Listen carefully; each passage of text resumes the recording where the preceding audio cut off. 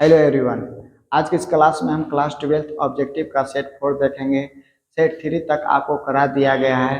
अगर आप सेट 3 तक आप नहीं देखे हैं तो जाकर के प्ले लिस्ट में सेट 3 तक आप ऑब्जेक्टिव देखें, क्योंकि ये जो ऑब्जेक्टिव है वो आपको एग्जाम की दृष्टि से बहुत ही महत्वपूर्ण है, क्योंकि इसमें आपको एनसीईआरटी के साथ साथ पिछले साल क्वेश्चन पूछा गया है उसका भी इसमें बताया गया है। वो आप जाकर के देखें। तो चलिए जानते हैं कि सेट 4 में आपको कौन कौन सा क्वेश्चन है। पहला क्वेश्चन है कि मैक मोहन रेखा किस प्रदेश में है, तो आपको बताना है अरुणाचल प्रदेश में। दूसरा है कि भारत में पहला सफल परमाणु परीक्षण कब किया गया था, तो आपको बताना है कि भारत में पहला सफल परमाणु परीक्षण 1974 में की गई थी। दूसरा है कि भारत पर आक्रमण कर पंचशील का उल्लंघन किस देश ने किया था, तो आपको बताना है कि भारत पर आक्रमण कर पंचशील का उल्लंघन चीन ने किया था, चीन देश ने किया था।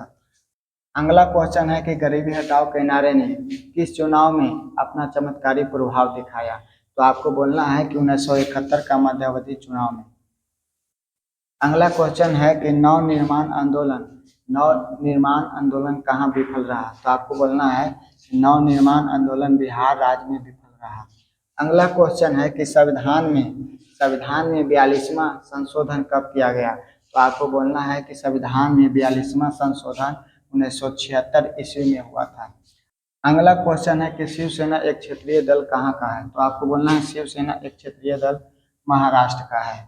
अगला क्वेश्चन है कि सुंदरलाल बहुगुणा का नाम किस आंदोलन से जुड़ा गया, तो आपको बोलना है कि सुंदरलाल बहुगुणा का नाम चिपको आंदोलन से जुड़ा हुआ है।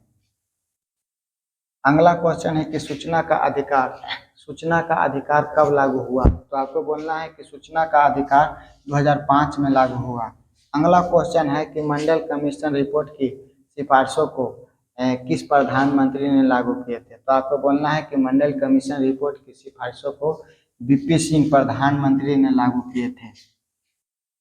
अगला क्वेश्चन है कि तृणमूल कांग्रेस पार्टी की स्थापना किसने की थी, तो आपको बोलना है कि तृणमूल कांग्रेस पार्टी की स्थापना ज्योति बासु द्वारा की गई थी। अगला क्वेश्चन है कि 6 दिसंबर 1992 को कौन सी घटना घटी, तो आपको बोलना है कि 6 दिसंबर 1992 को गोधरा कांड घटना घटी। अगला क्वेश्चन है कि पहला गुट निरपेक्ष सम्मेलन कहाँ हुआ था, तो आपको बोलना है कि पहला गुट निरपेक्ष सम्मेलन हवाना हुई थी। अगला क्वेश्चन है कि G77 का आशय दुनिया के कौन से देशों से है, तो आपको बोलना है G77 का आशय दुनिया के विकसित देशों से है। अगला क्वेश्चन है कि दूसरी दुनिया का आशय किस देशों से, तो आपको बोलना है कि दूसरी दुनिया का आशय कम्युनिस्ट देशों से है। अगला क्वेश्चन है कि अमेरिका के वर्ल्ड ट्रेड सेंटर पर आतंकी हमला कब हुआ था, तो आपको बोलना है कि अमेरिका के वर्ल्ड ट्रेड सेंटर पर आतंकी हमला 11 सितंबर 2001 में हुआ था। अगला क्वेश्चन है कि लिट्टे एक आतंकवादी संगठन कहाँ का है, तो आपको बोलना है कि लिट्टे एक आतंकवादी संगठन श्रीलंका का है। कहाँ का है? श्रीलंका का है। तो अगला क्वेश्चन यहाँ पर है कि भारत के प्रथम राष्ट्रपति कौन थे, तो आपको बोलना है कि भारत के प्रथम राष्ट्रपति डॉक्टर राजेंद्र प्रसाद थे। यहाँ पर देखिए अगला क्वेश्चन है कि राष्ट्रीय विकास परिषद की स्थापना कब हुई थी, तो आपको बोलना है कि राष्ट्रीय विकास परिषद की स्थापना 1952 में हुई थी। अगला क्वेश्चन है कि योजना आयोग का नया नाम क्या है, तो आपको बोलना है कि योजना आयोग का नया नाम नीति आयोग है। अगला क्वेश्चन यहाँ पर है कि भारत और पाकिस्तान के बीच कारगिल युद्ध कब हुई थी, तो आपको बोलना है कि भारत और पाकिस्तान के बीच कारगिल युद्ध 1999 में हुई थी।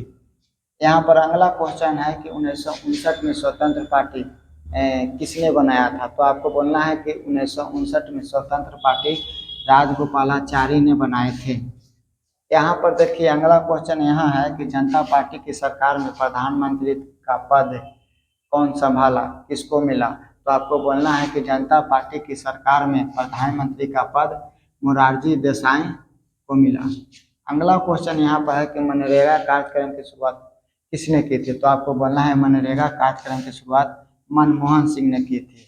तो यहाँ पर अगला क्वेश्चन यहाँ है कि वर्षा संधि को सबसे पहले कौन राज्य ने छोड़ा था। तो आपको बोलना है कि वर्षा संधि को सबसे पहले अल्बानिया राज्य ने छोड़ा था। यहाँ पर अगला क्वेश्चन है कि 1996 में तालिबान ने किस देश में अपना शासन स्थापित किया था। तो आपको बोलना है कि 1996 में तालिबान ने अफगानिस्तान देश में अपना शासन स्थापित किया था। अगला क्वेश्चन है कि दक्षिण एशियाई देशों में सैनिक शासन सबसे पहले कौन देश में स्थापित हुआ था। तो आपको बोलना है कि दक्षिण एशियाई देशों में सैनिक शासन सबसे पहले पाकिस्तान देश में स्थापित हुआ था।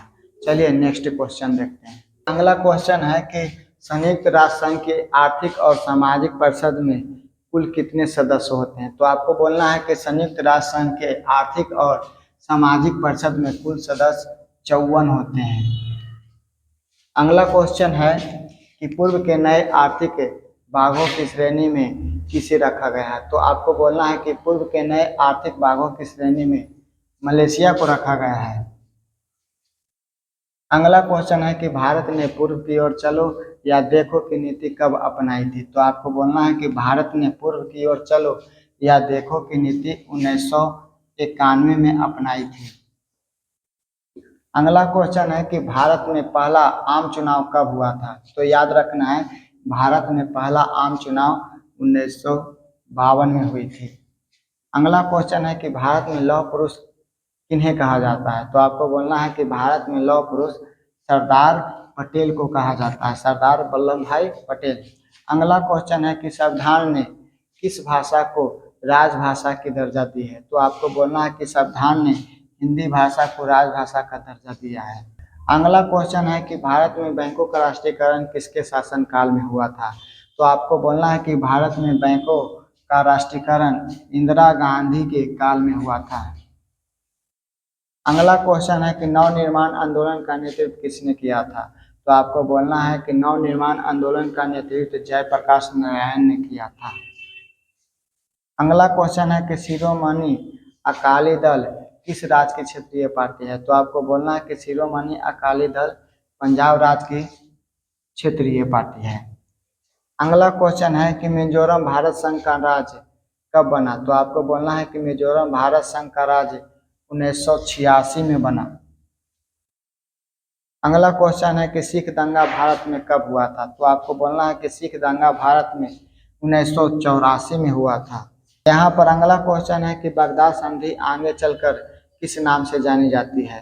तो आपको बोलना है कि बगदाद संधि आगे चलकर सेंटो नाम से जानी जाती है।